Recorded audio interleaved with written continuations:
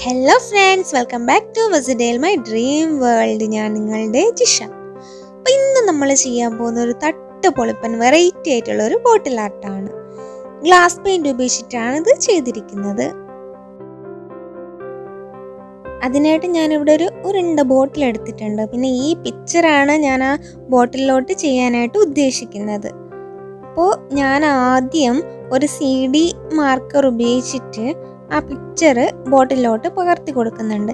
ഇത് ചെയ്യാനായിട്ട് അത്യാവശ്യം ഒരു വലിയ ഉരുണ്ട ബോട്ടിൽ തന്നെ എടുക്കുന്നതായിരിക്കും നല്ലത്. അതായിരിക്കും നമുക്ക് നല്ല ഭംഗിയായിട്ട് കിട്ടുക.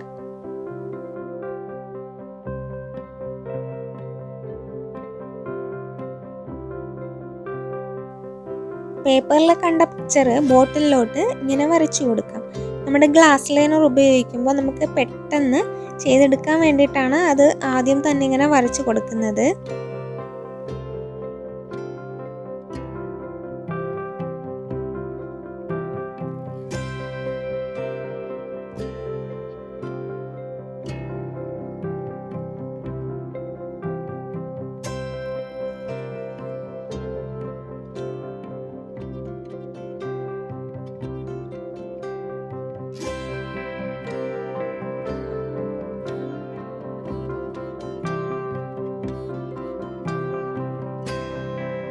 ആ ട്രീ ഒക്കെ വരച്ചതിൻ്റെ ഓപ്പോസിറ്റ് സൈഡാണ് മല വരച്ചു കൊടുത്തിട്ടുള്ളത്. അത്ര ക്ലിയർ ആയിട്ട് കണ്ടിട്ടില്ല. ഗ്ലാസ് ലൈനർ ഉപയോഗിക്കുമ്പോൾ കാണാനായിട്ട് പറ്റും. ഞാനിവിടെ ക്യാമലിൻ്റെ ബ്ലാക്ക് ലൈനറാണ് ഉപയോഗിച്ചിട്ടുള്ളത്. ക്യാമലിൻ്റെ തന്നെയാണ് ഗ്ലാസ് പെയിൻസും ഉപയോഗിച്ചിട്ടുള്ളത്.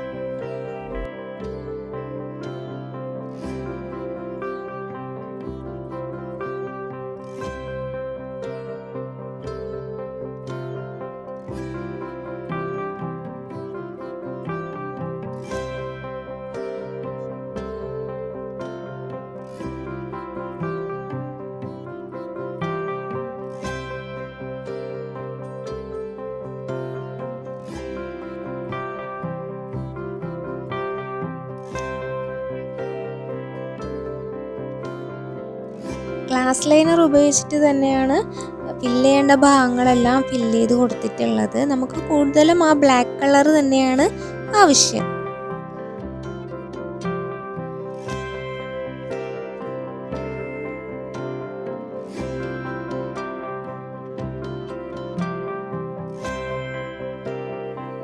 മുമ്പ് ചെയ്തിട്ടുള്ള ഈസി ആയിട്ടുള്ള ബോട്ടിൽ ആർട്സിൻ്റെ വീഡിയോസ് അതിൻ്റെ ലിങ്ക് ഞാൻ കാർട്ടിലും ഡിസ്ക്രിപ്ഷൻ ബോക്സിലും കൊടുത്തിട്ടുണ്ട്. നിങ്ങൾ ആദ്യമായിട്ട് എൻ്റെ വീഡിയോ കാണുന്നവരാണെങ്കിൽ കൂടുതൽ വെറൈറ്റി ക്രിയേറ്റീവ്സ് അടിപൊളി വീഡിയോസിനായി മറക്കാതെ തന്നെ ചാനൽ സബ്സ്ക്രൈബ് ചെയ്യുക. തൊട്ടടുത്ത് കാണുന്ന ആ ബെല്ലൈക്കൺ ക്ലിക്ക് ചെയ്ത് ആൾ ക്ലിക്ക് ചെയ്യുക. എന്നാലേ ഞാൻ കൂടുതൽ വീഡിയോസ് ഇടുമ്പോഴും ഉടനെ തന്നെ നിങ്ങൾക്ക് നോട്ടിഫിക്കേഷൻ ലഭിക്കത്തുള്ളൂ.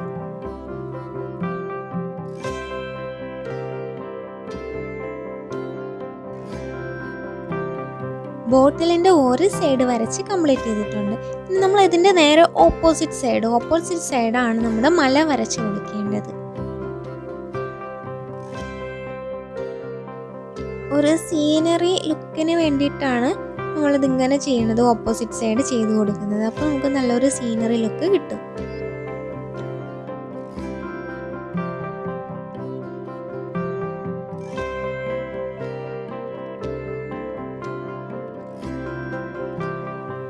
ബ്ലാക്ക് ലൈനർ വെച്ചിട്ട് തന്നെ നമുക്ക് അത് ഫുള്ളായിട്ട് ഫില്ല് ചെയ്ത് കൊടുക്കാം.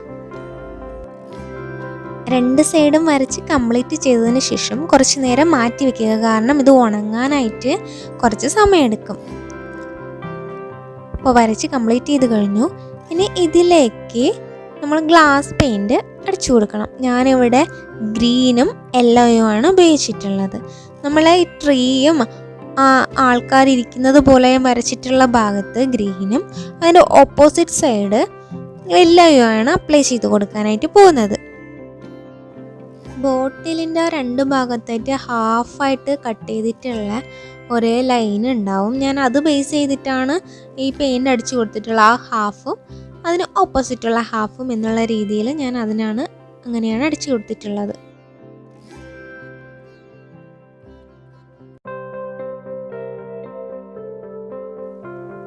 ആദ്യം ഒരു കോട്ട് അടിച്ചു കൊടുത്ത് അത് ഉണങ്ങിയതിന് ശേഷം നമുക്ക് സെക്കൻഡ് കോട്ട് അപ്ലൈ ചെയ്ത് കൊടുക്കാം. ഗ്ലാസ് പെയിൻ്റ് ആകുമ്പോൾ നല്ല ലൈറ്റ് ആയിരിക്കും, അതുകൊണ്ട് തന്നെ നമുക്കൊരു സെക്കൻഡ് കോട്ട് അപ്ലൈ ചെയ്ത് കൊടുക്കാം.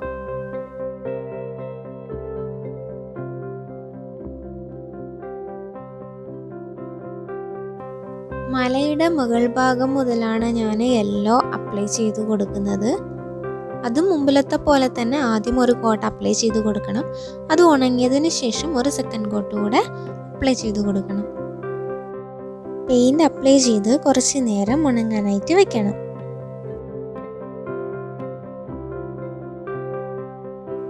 നമ്മുടെ ബോട്ടിൽ റെഡിയായി. ഇനി ഇതിനുള്ളിലേക്ക് കുറച്ച് LED ബൾബ്സ് കൂടെ വെക്കണം. ഞാനത് വീഡിയോയിൽ ചെയ്ത് കാണിച്ചിട്ടില്ല. അപ്പം നമ്മുടെ ബോട്ടിൽ കിടിലാനായിട്ടുണ്ട്.